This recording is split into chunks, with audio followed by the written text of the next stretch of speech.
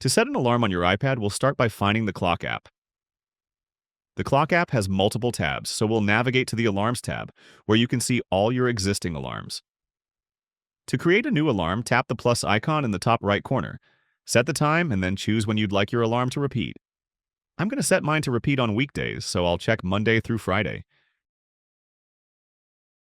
If you'd like, you can give your alarm a specific name.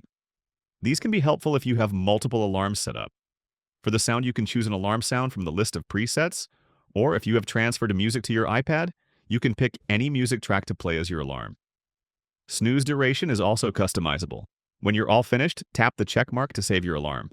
When the time comes, you'll see the alarm on your iPad's display, and you can either snooze it or turn it off from the X button.